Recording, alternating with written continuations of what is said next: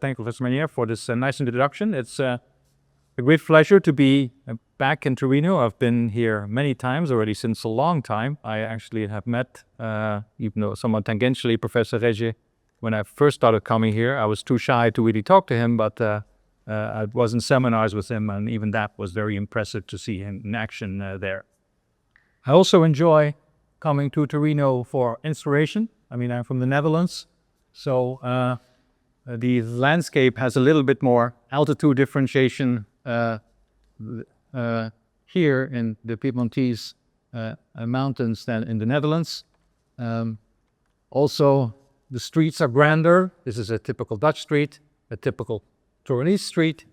And also, I should say that the food is better. This is a Dutch bitterbal, and frico misto is definitely much better than that. So I think it's great for me to soak up the inspiration. What I'd like to do in these lectures, in this first lecture, which will be very outreachy, will not be very technical, and we had a great introduction by Professor Martelli this morning, on physics at small distances, particle colliders, what the standard model really is, the role of symmetry in there, and the Higgs mechanism will be a topic. And then tomorrow I will discuss more how the field organizes itself, particularly discuss CERN, the lab, and not just what go on there, but also the governance, what other aspects of life at CERN deals with, and particularly there, what is going on at the moment, the European strategy of particle physics, what is our future in this field, and I'll be asking for your help. We will play a small strategy game to see what your opinion is about what we should do given various inputs. It's complex, and there is no right answer, so any input you have as your future would be very, very valuable. And in the last lecture, I will go to some ideas beyond the standard model and some of the tools that we use in quantum field theory, Feynman diagrams, and the key concept of precision that we'll need in order to precision is the portal, we think, to discoveries, and we'll discuss some aspects of things that we can look forward to in the next years.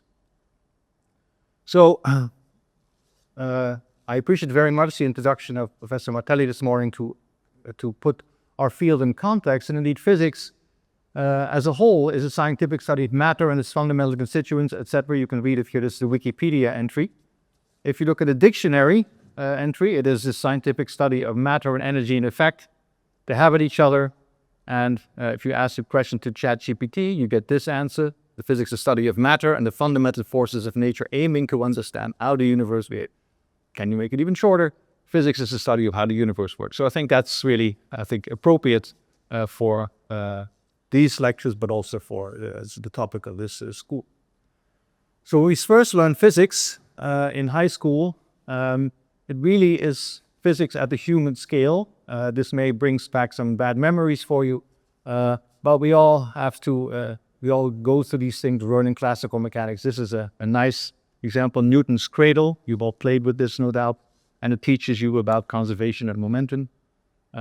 You've all analyzed the pendulum and discovered there the relation of the length of the pendulum to the oscillation time, where mass does not play a role, and you can already start uncovering some interesting mathematics of nature. This one is a classic one, of course, cylinders rolling down hills. I don't know how much that happens. Well, if you're on a bike, it happens. Like, I hardly would describe myself as a cylinder.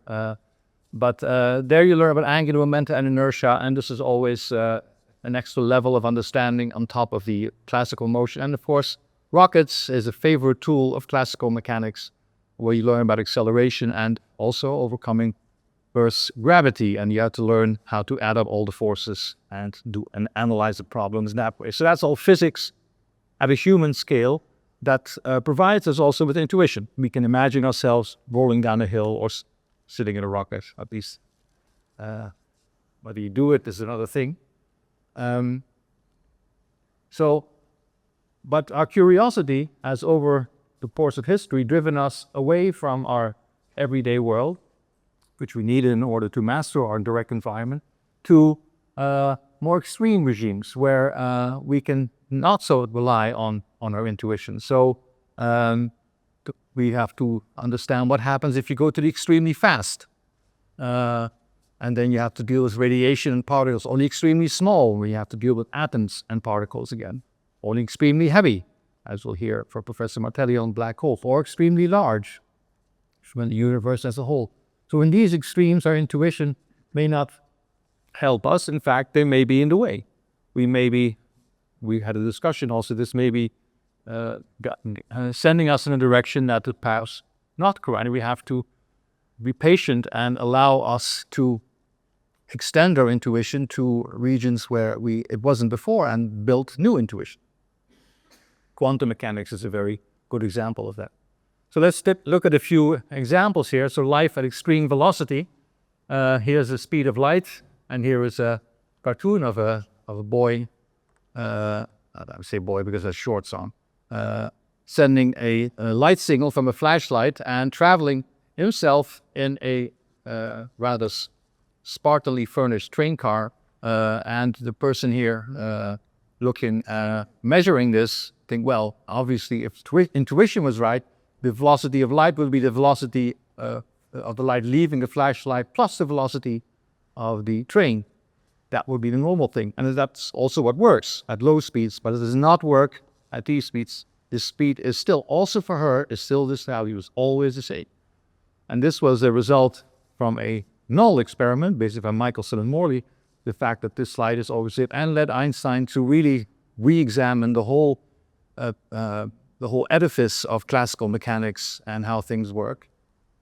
So the consequences are rather dramatic. Fast-moving clocks go slower. Simultaneity is a relative thing.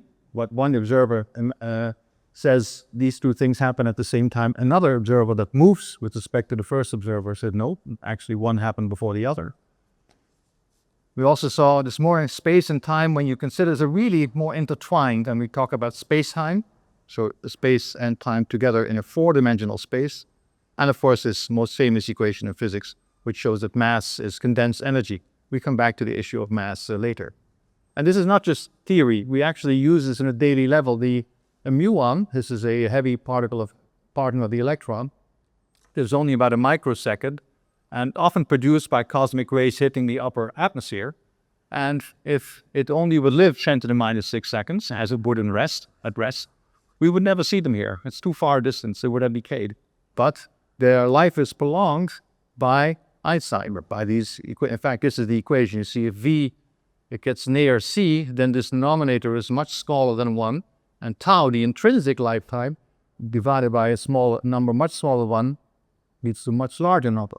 So that's how time is dilated, and indeed we see plenty of muons, often the lifetime extended by factors of 100 or more. Also, quantum mechanics has really stretched our imagination enormously, particularly in the beginning of the previous century when all this was being examined, where the question to the answer to the question, is light a stream of particles or a wave? The answer to that is yes. So both can be true depending on what you look at. So this is a picture of two sources. These are water waves sending out spherical waves, and you see the resultant waves have places where they fortify each other, where they extinguish each other. So you get this interference pattern. The same thing happens when you send light to a double slit experiment. These are the double slits, and you indeed see the light dark pattern from interference. The bizarre thing is, this even is true if you send the particles one by one, not all at the same time with a dense thing, when you can sort of imagine that indeed you get, because these particles can maybe be seen as a little wave packet, but even to send them one by one, this pattern emerges, which is bizarre. But that's how quantum mechanics works.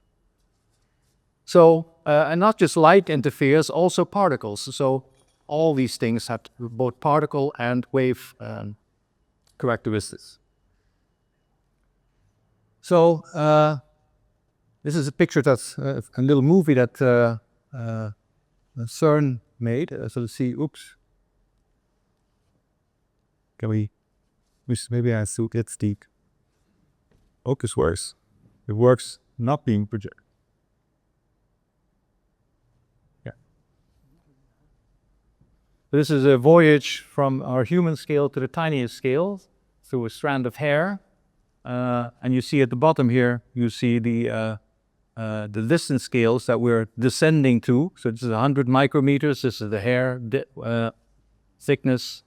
And as we go, in the media, you get a bit of a biology lesson. So actually the size of cells and structures that I didn't know the name of, microfibrils. And so for a long time, you see still overall structures. It still gets slowly to the region of a nanometer here, 10 to the minus 9 meters. And you slowly start going into the DNA level. I think coming up. It's a bit slow, but you see starting to see the various molecular structures, and now we go really fast into the into atoms, and this is the carbon atom, and this is the wave. This is where the electrons tend to sit, and then as you travel now very far, you see how fast it goes here. There's nothing for a long, long time as you go to smaller and smaller distances until finally you reach the nucleus. And what this shows is that an atom is basically empty. We are all basically empty until you get to the nucleus, and that's where all the energy and the mass of an atom sits. You see the neutrons or the protons, and inside we finally reach the level of a Fermi, which is 10 to the minus 15 meters, where we see quarks bouncing around inside protons and neutrons. So that's a bit how the enormous distance we cover as we go to the microcosmos as opposed to the macrocosmos. Now, how do we do that? That was just a little movie, but what tools do we use to do that? Now, at the level of bacteria, which is still fairly large, we use the well-known microscope that maybe you all played with when you were younger, or maybe in school also. If you want to go to a smaller distances to the size of pollen, at least give me some hay fever now and then, you use a electron microscope where you don't use waves and light particles as the waves, but electrons, which had wave character as the probe of the object with which you can make images. If you want to go to the level of atoms, this won't do. And then there is here is a scanning tunneling microscope where there is a tip that touches the surface of a sample and can actually move individual atoms by extremely fine-tuned movement. In fact, IBM, when they first did it, made their own logo using just single atoms here, with 35 xenon atoms on the substrate. But even this is very large for us. But it's really quite amazing. I really find this a cool picture. So, so what tool do we use? We use accelerators, and this is a little movie of how the Hadron Collider works, with all other details such as the Earth around it removed. And you see here pre-accelerators, the injector chain, where particles are accelerated to higher and higher energies. And then finally, when they have enough energy and there's enough of them collected, you send them in opposite directions along the Large Hadron Collider of 27 kilometers. And then they're brought into collision in the middle of such an enormous detector here, the Atlas detector. And inside here, this enormous energy that each proton has is through ESMC squared converted into lots of other particles that stream out. And this giant detector is nothing but really a fancy digital camera with the capability of taking lots and lots of pictures at the same time. And then take a picture of the event and see, to learn from what comes out, if you can work backwards and see what happened really there at the collision. So that's really the structure of how particle colliders are microscopes of what happens at extremely small distance scale. So the strange thing is that to see the extremely small, you need the extremely large. So in a bit more of a cutaway, you see here the Hadron Collider, and here the pre-accelerator, the SPS, and 4 experiments, Atlas, CMS. These are the big ones. These slightly smaller ones, LHCb and ALICE, underground, about 100 meters to 200 meters underground, in the area of CERN. Here's Lake Geneva, and here's the Rhone River. So that's where it's situated. How many of you visited CERN or have been underground? So some of you find this very familiar. Okay. So all these accelerators have to be also managed. And one of the coolest places of CERN I find is the CCC, the CERN Control Center. It's not in the Mera, it's in the Vredestein side. And there was, have any of you been there? There was a number of things that are cool. As you walk this huge space, there are 4 big circles all lined with screens. And one circle is for the LHC, and the other is for the injectors. And there's a third and fourth as well for other parts of the whole accelerator complex. And so this is where all the machines are monitored and also started and stopped. There's another very particular aspect that you can sort of see in this picture, but everyone who notices sees right away. Can you see it from there? Anything you notice? Not so easily visible, but you can. No? We could call you hints. You see what this is? These are champagne bottles. All champagne bottles celebrating milestones or starting up and trying some and various milestones in the operation of the accelerators. And there's a large number of them. One wonders how the thing works. Now, if you have I showed you a cartoon version of the Atlas experiment. Here is a picture I took, and you see here, this is a person who sort of sets the scale, how incredibly complex this apparatus is, and it's this onion layer of things. Here you see a big fat tube, and that's part of the toroidal magnet that creates a magnetic field like this. This is a plug on it that is sort of shifted out so you can have access. So if you go there, it's a lot of noise, it's a lot of stuff going on, but it's also extremely impressive. If only for all the cables that come in and out of all the parts. How do they ever keep that apart? That's very impressive. And with that, you can then record an event, and here is a candidate for a collision where a Z boson was produced that decayed into a mu plus B minus pair, and all the tracks here are given superimposed on a picture of the Atlas. It is a cutaway picture of the Atlas detector. And for symmetry, also here from the CMS detector, where all the detector is mostly removed, you only see the tracks produced by a particular event, this one, and how it's recorded. And these are tracks where charged particles pass through, and here we see these bars. This is where they dumped their energy in a calorimeter, and you can see how much energy they had. And from the bending of the track through the magnetic field, you see if they had a charge and what the charge was. So this detector can really tell you a lot about all the particles coming out and what properties they have, which particles they are. So what have we learned from all this such experimentation over the many decades so far? Well, matter comes in elementary bits. We have here a set, which we call a family, and they're all somewhat known to us. The electron, I don't have to introduce that.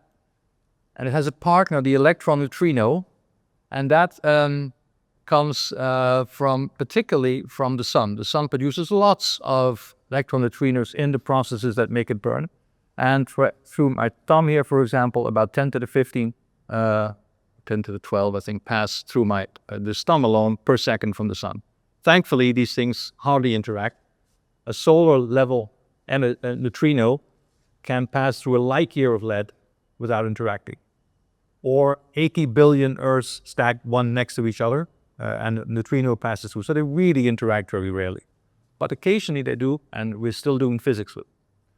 The other two particles here, the up quark and the down quark, they are the building blocks of the nucleus. A proton is 2 ups and a down, a neutron 1 down and 2 ups, and you build a nucleus out of combinations of protons and neutrons. So this is really these are the building blocks of all of us, of the world around us, of life.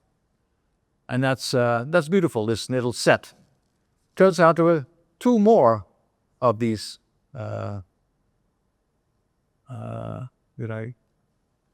This one.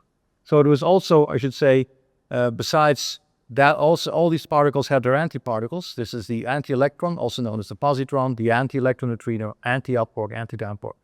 And all of this we've seen and made, and CERN does dedicated smaller experiments which, for example, make anti-hydrogen with an anti-proton and an anti-electron, and see is anti-hydrogen exactly the same as hydrogen in terms of its energy levels and its behavior.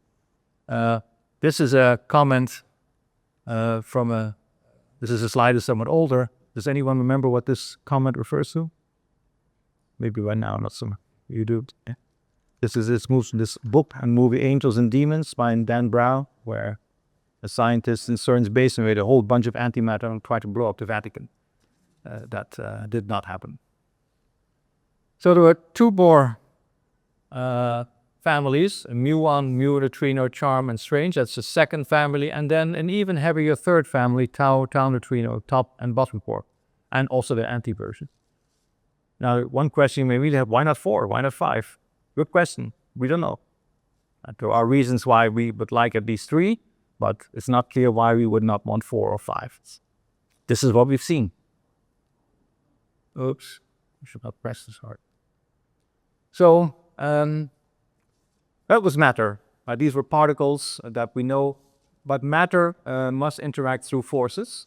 And there are 4, some would even say 5, known fundamental forces in nature. The first one is electromagnetism, which you all know. So here's an example of static electricity. And one magnet is another magnet, which is the Earth. This is the magnetic field of the Earth, which you can test with a compass. And Maxwell really unified the electric and magnetic forces in this formalism. Barry wrote down the equations. And here is a static formula between 2 charges, one with charge E, the other one charge small e, with some prefect, and 1 over r squared behavior. This force can be attractive or repulsive, and it has also radiation aspects. So this has to do with light, radio waves, Bluetooth, X-rays, etc. And the quantum properties of this force are really very well understood. I think that is not a exaggeration to say. Another very well-known force is gravity, which we heard about also earlier this morning. It is also very well known, works at long distances. We see gravity acting on the solar system level, at the galaxy level. And the first explanation was really by Newton. And he came up with this formula, which is very similar. Other constant to masses attracting each other. And again, 1 over r squared behavior. The story of the apple falling on Newton's head apparently is not quite correct. But he was inspired by an apple falling. I don't think it's not clear whether it hit his head, but there is something behind that, as my research uncovered. This force is only attractive. And its radiation has only recently been discovered, gravitational waves, right? That's really, that was a marvelous discovery about 10 years ago, and various new observatories are being planned to detect them. And here, the quantum nature is not really well understood at all, right? Is there a deviation from Newton's law? We don't know this yet. And then there are 2 forces that we just don't see for different reasons. There's the weak nuclear force, which governs radioactive decay and powers a star. And it is short range. So we don't see it. The reason we don't see it is it's extremely short range at the level of atoms. So that's why we don't see it. The strong nuclear force holds protons together and holds quarks and gluons inside a proton and protons and neutrons together inside a nucleus. So this is really the source of most of our mass, of the visible matter. And it's also short range for a different reason, called confinement. But both of these are short range nuclear forces, and that's why we haven't seen it yet. And then you might see that the Higgs particle could be seen as a force, but let's not classify it. So we'll discuss the Higgs in a little while later. So these elementary force particles, let me put them together in a table. So here's a force, electromagnetism, weak nuclear force, strong nuclear force, and gravity. And here is the particle associated with it, the photon for electromagnetism, the W and Z bosons for the weak nuclear force, and gluons, gluing things together, in the strong nuclear force, and possibly gravitons for gravity. We don't know. It's a certainly surmise. And there's a typical strengths associated with these forces. So this is typically the fine structure constant, and the phenomena here are all of chemistry, light, atoms, all this has to do with electromagnetism. The weak nuclear force is a bit larger, 0.01, and has to do with radioactive decay, solar fusion. And the strong nuclear force is even stronger, and that's just what pulls protons together. At this level, gravity acting between 2 protons is this strength, 10 to the minus 41. Obviously, this is not particularly noticeable at the level of atoms. You notice at the level of planets, but not at the level of atoms. So how does this work? Why is force a particle? Force feels like you push something. How is that a particle? Well, I never found the clip, but you can sort of imagine here are two people on roller skates throwing a fairly heavy ball back and forth. And you can see you can imagine what happens as they throw it, catch it, throw it, they will start drifting apart. So the particle exchange, even though they don't push each other directly, the particle exchange exerts a force on both of them. And that's how a force is represented.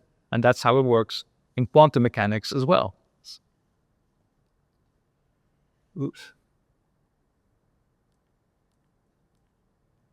So this is then the picture you often see about the standard model, also known as the theory of almost everything. Gravity is not there, for example. And you get this nice cartoon. Here is the quarks, up, down, charm, strange, top, bottom. The force particles, and here the other matter particles, and this Higgs boson in the center mysteriously. And it's a nice cartoon. I always find it slightly irritating because it really is so much more the standard model than that.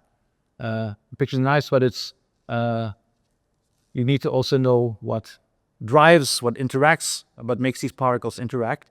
And for that, we have to go from the particle is to something called a Lagrangian. Here it is on a mug of CERN. And if you really, this is a beautiful mathematical notation. If you really want to write it out in terms of all the particles, you get this slightly less elegant formulation, but it's the one that is actually the most useful for us. This is what we can use to calculate with. And I don't want to skip this, the fact that this Lagrangian comes from a formalism developed by a local boy, right? That's Giuseppe Luigi Lagrangia, and when he moved to France, he changed his name. So if you don't know about him, so this is, he died, he reached a respectable age, died in 1813, studied at this university, at first as a professor of artillery, which is, I don't think you have that job description anymore, for the Piedmontese army. But he was not functioning well. He was a problematic professor who did not care about teaching. He worked on many topics: variational calculus, celestial mechanics, sort of the Lagrange points. For example, the James Webb Telescope is in a Lagrange sort of stable, metastable point in space where gravity of various bodies compete. And this is, I find him one of the more irritating parts of his description. He always thought out the subject table before he began to compose them, and usually wrote them straight up without a single erasure of correction. That is just irritating, right? That's not the way we write papers. We write a first draft, the second draft. Ed Witten, apparently in Princeton, does the same thing, but that's, but he already did this as well. Maybe that's why he actually lived a few blocks from there. Okay, so We walk over. but this may be why he was the band of rats, because people thought it was too irritating. So how did he, what was his point? I want to make a short cartoon of this. So this is a classic problem of how does the lifeguard reach the drowning person in the most efficient way? How would Newton solve this? Well, Newton would calculate the time traveling from here to the edge, to the edge between water and land, and as a function of the position along the beach here. The same thing here, and try to then find the minimum as a function of this distance. That's a very not common sense approach. Lagrange and also Fermat did a much more elaborate thing. They constructed a so-called action, which is the time interval of the Lagrangian along a path. And then you minimize the action over the set of paths, and you get exactly the same solution. This is much more abstract, but it is actually for us the best way. Newton's way is not so useful for the type of things we want to do in particle physics. So important in particle physics is the concept of symmetry. I want to devote some time to the notion of symmetry and how what we understand as symmetry. So this Lagrangian of the standard model is largely defined by what we call symmetry, and we can think of symmetry as follows. Take an object, transform it under a certain operation, and see if it stays the same. So one option is, for example, here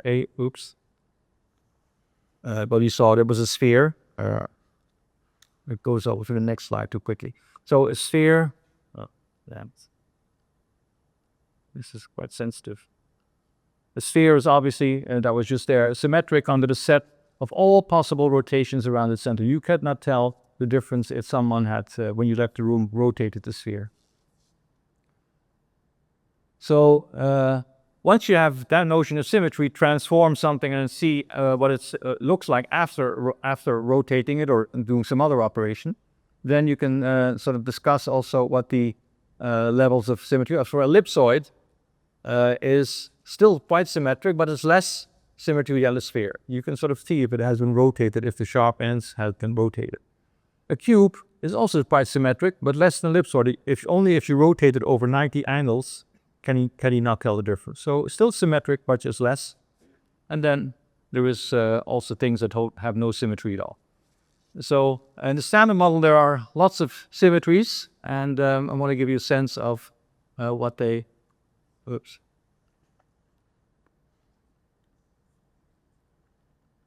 Look back. So here, symmetries in mathematical formulas. So let's consider these four expressions with two variables, x and y. And the question to you is, which ones have more or less symmetry? So which ones do you think, which ones has the most symmetry, and what kind of symmetry would they have? Let's start here with the first one. Does this have any kind of symmetry that you can detect? No? All right. I'll take that answer. The second one, does this have a kind of symmetry? What symmetry would that be?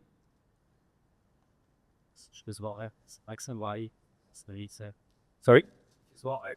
X and Y, you can swap. Anything else? Sorry? You can take x to minus x or y to minus y or both, so there's a bit of symmetry there. Next one here, the x squared plus y squared. What symmetry do you see there?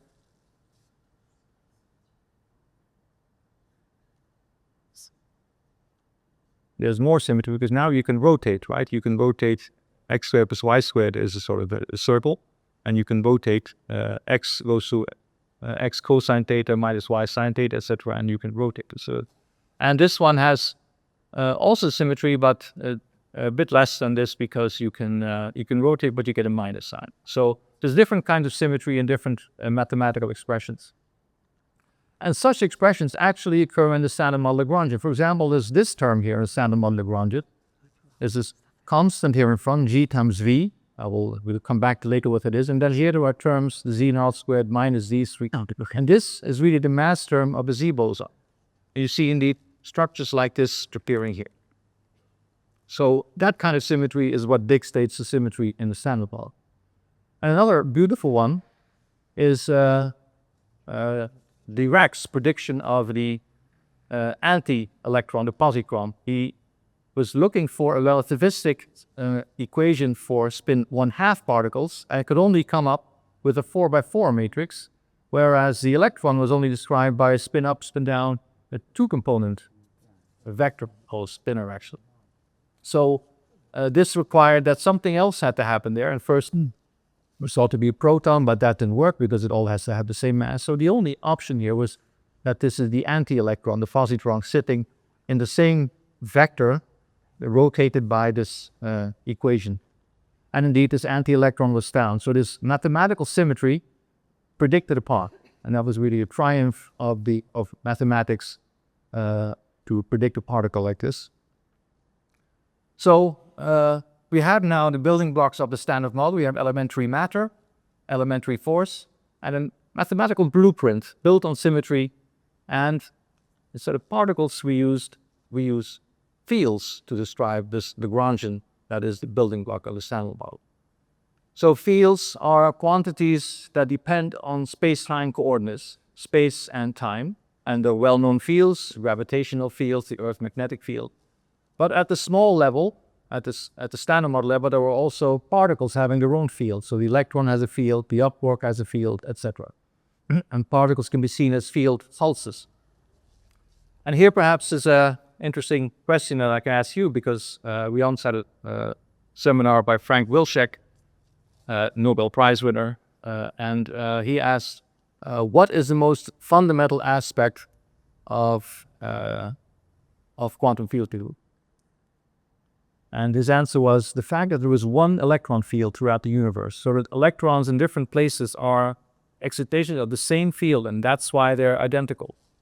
That's why it's not a surprise the electron here is an electron in the Andromeda. So he thinks that was the most fundamental aspect of quantum field.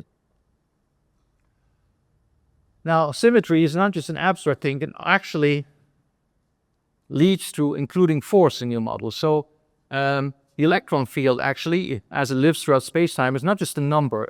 Everywhere in space-time, the electron field is endowed with a small dial, which you can set to any value. It's really a complex space. And the symmetry is when I can change the dial everywhere differently without physics consequences. This is really gauge invariance. So the electromagnetic field is then needed to communicate all these changes of phases in the electron field. So this electromagnetic field, the photon field, is a carrier of the force. So the force fields follow from asking for this symmetry. So it's an interesting perspective that symmetry leads to force.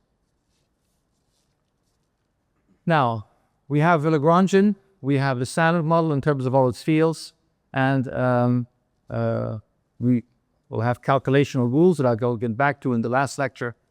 The question is, does that standard model, which has been tested, does it really agree with data? And this is a very, very dense plot, but you see there's lots of data here, and there's also lots of theory here. Every point, and the horizontal axis is lots of processes made, produced at the LHC, direct photon production, single W is equal to top anti-top quark production, topped with anti-top with the Higgs. And each of these are then measured and compared with calculations, and you see it agrees everywhere very well. There is no clear, huge trouble. And these are data taken at various collider energies. So this is in one slide, all the success of the LHC and of the standard model, confronting data with the best possible theory.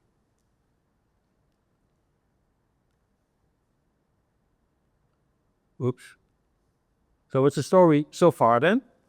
We have built over the many years a theory that contains all matter parts at three forces, tested very well. It built on the principle of local symmetry, gauge invariance, and using quantum fields instead of particles. And it's really a triumph of science. And it's a triumph made by not one individual, like Einstein working alone, but with many people working together over many decades, sometimes in competition, to reveal how nature works at its most fundamental level. So, having seen all this, I would like to, at the last part of this lecture, turn to the issue, the remarkable insight we've gotten into the concept of mass. And for that, first we have to these two sensitive there. So we have to not look at symmetry, but Brogan symmetry. So we saw that the requirement of symmetry brings in force fields. And forces can be very powerful, as we learned. So it turns out if we break a certain symmetry in a particular way, we can explain, we have a new insight about mass, particularly why particles have mass. In that sense, not all breakings are bad. So as we discussed, you can learn almost all there is about a subject is it has a very high symmetry. If someone says that I have something in my hand, won't tell you what it is, but whichever way I rotate it, it looks the same. Then you sort of know, well, it's a ball. But even if you say, well, even if you rotate a little bit and the crack has moved from one place to another, then it's a ball with a crack. You will still learn a lot about the ball, and that's a kind of symmetry breaking that is still useful to us. It's not completely gone. So in physics, any system in physics always seeks its ground state as a function of its potential. So imagine you have a potential here. This is a parabolic potential, and the system is represented by the ball. Then eventually the system seeks the lowest energy state, the ground state.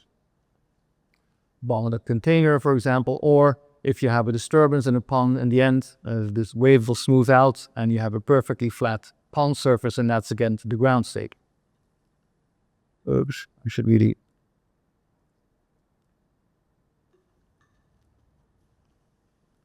This is getting too sensitive. So the Higgs mechanism has a different... this mechanism that uses this broken symmetry to give us much more insight. So suppose in the early universe there was a Higgs field, the scalar field without spin, I'll get back to that a little bit, with a potential like this, and the Higgs field represented here by the ball. So early in the universe, the Higgs field was in its center, nothing too weird. The the statement is, or the guess is, that as the universe cools, the shape of the potential changed from this to the bottom of a wine bottle here. And the Higgs field could not stay in the center. It had to roll to a minimum that is away from the center. And on the horizontal axis is then the Higgs field strength, which is 0 here, but finite here in this situation which we are in now. It's a not symmetric situation. This is a non-invariant ground state, and this is the key aspect of the Higgs mechanism. So what this means is that the Higgs being in its ground state, there is a constant Higgs field all around us. It's not empty space. The vacuum has a structure. There is a constant Higgs field, and a particle that flies and feels the Higgs field, that couples to it, will constantly be interacting with that. And that's why it slows down. It will not fly at light speed, and that's what means it has mass. Only particles without mass fly at light speed, photons and gluons. So the stronger the particle couples to this Higgs field, the heavier it is. That's the idea of the Higgs mechanism.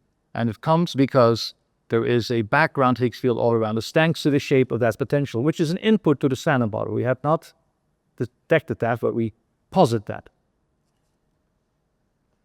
So if this is true, then we should also be able to make quanta of that, a Higgs quantum, a Higgs particle. Since for every field there is a particle, a field excitation, how can we make such Higgs boson? So we assume that the Higgs boson exists, and how could you then make it? Well, you can make it stably. It will decay and then decay almost immediately. It will be produced and decay almost immediately. And this is the way you can make it. Here's 2 protons coming in, time runs from left to right, and a particle from one proton, a gluon, and a gluon from another proton, through this top quark loop, conspire to make a Higgs boson, which then decays into 2 photons. Does anyone have an idea why there's this top quark loop in the middle? Why can't you just do straight coupling, 2 gluons making a Higgs? Given what I just told you. Exactly. So gluons, if the gluons were coupled directly to they would have a mass, which they don't. So you better have a very heavy particle in here, which couples very strongly thereby to the Higgs. So this is a process where the Higgs reveals itself through 2 photons. We'll have a look at how this looked in the data in a moment, but not before giving you the reasons why Higgs part is so special. It's really a nugget of the vacuum that we're testing. It's not just another particle. It's a particle without spin, without charge. It is really a bit of vacuum that we're studying. So a spin is spinning around its axis. The Higgs is the only known elementary particle that doesn't spin around its own axis. It is also a mechanism manifestation of that gives particles mass, and for that alone we would like to study it more. And it can be a portal to more discoveries, and more on that in lecture 3. So how can you detect a Higgs boson? Well, with great effort. So there's a huge number of collisions that are produced by the LHC, and then you must detect that with this enormous detector. And this is too sensitive. I won't use it for the next lectures.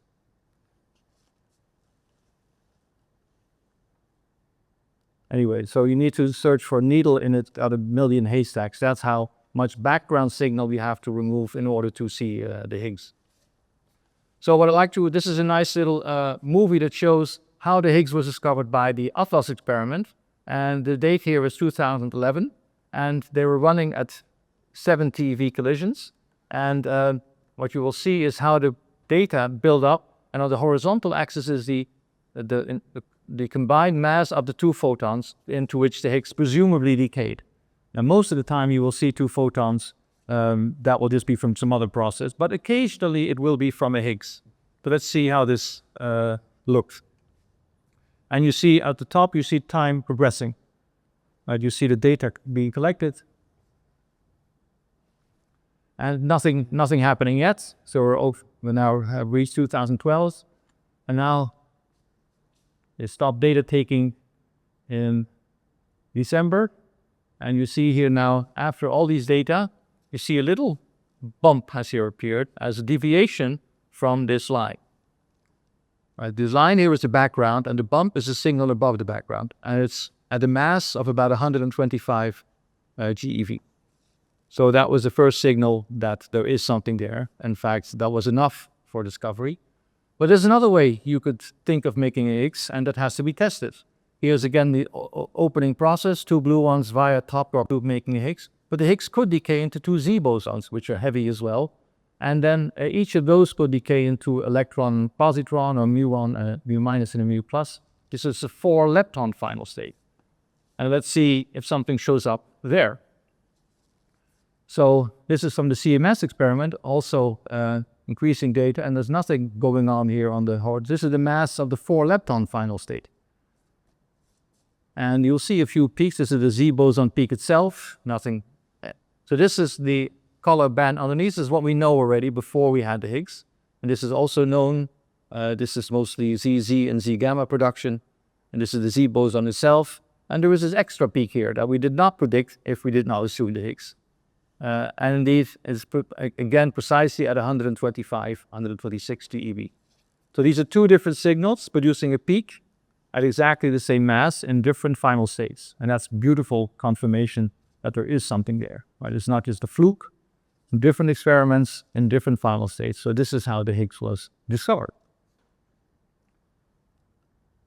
So this led to July the 4th, 2012, to the presentation of the discovery by the other spokesman at the time, Fabiola Gianotti, who is now the CERN Director General, and Joe Ancandela, the spokesman of the CMS experiment. And this is Peter Higgs, and this is François Englert, that got the Nobel Prize later. They're both in the 80s at the time, and this is the first time they ever met, which is really bizarre. These days, everyone travels so much, but Higgs is particularly reclusive. He passed away. But you see, it was an emotional moment as well. So this is really, I had the unfortunate, or fortunate, but I was invited to give a talk in Mainz about the top work on exactly that moment, which is really unfortunate. No one was that interested. They politely came to my seminar, but everyone was thinking about this, of course. So, but it was still nice to be among the celebrations there. So also named should be Robert Brout, who is also part with together François Englert and building the theory that led to the Higgs boson model. And being a boson, I should not forget to mention Sandra Bose, who thought of the concept of bosons dilemma.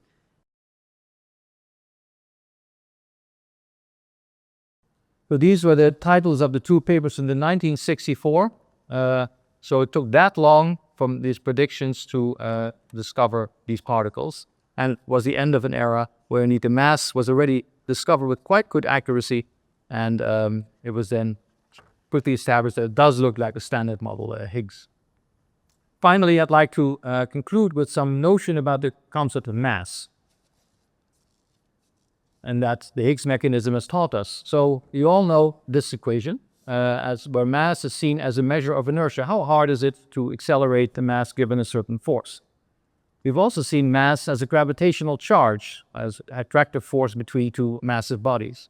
And in both of these cases, mass is just there, it's conserved, and it plays its role. Einstein gave a different concept. He said mass is also seen as condensed energy, if you rewrite the equation like that. For example, the proton has 2 up quarks and 1 down quark. If you add up the masses of these, you get about 30 MeV, but not the 938 that the mass of the proton really is. All the rest is basically condensed energy. So most of the proton mass, and therefore our mass, is mostly binding energy. In this case, mass can be created or destroyed. A photon can decay into an E plus E minus pair, or they can annihilate into a photon. This is the issue of what Higgs thought is a different understanding of mass, and it came already to the fore in this theory of superconductivity. You know about superconductivity, particles can fly through a superpoled bit of metal without friction, with 0 friction, but there's another, and that comes because the ground state is not empty. The ground state actually has electron pairs that are bound together via the atomic lattice. So there's another effect called the Meissner effect. Magnetic fields are not allowed to penetrate the superconductor. So this is a cold bit of superconductor. This is a magnet that tries to send its magnetic field inside, but it's not allowed. It's forbidden, and that's why it keeps on floating in the air. So the reason you can understand that is that inside the superconductor, photons become massive. The mathematics of that precisely explains this phenomenon, and is very analogous to what the Higgs mechanism does. So the mathematics of particles getting mass is very similar to this, so we reach the conclusion that we actually live in the universe in a type of superconductor. That's why particles have mass. So we reached the end of the first lecture here, and we've already learned a few, I think, fascinating concepts that as we reach these extreme regimes, intuition leaves us, and we must be careful to establish the relevant theory. And so far, we've led to the standard model. We need very large equipment, very expensive equipment, and a good organization to do all these experiments that taught us so much. And we've been rewarded with fascinating insights into what force and matter is, and what mass is, and the fact that we in fact live in a superconductor. In the next lecture, I will address how we do this, how we organize ourselves for these investigations, and particularly I will discuss the lab, CERN, and what its role is in all this. That's it. Thanks.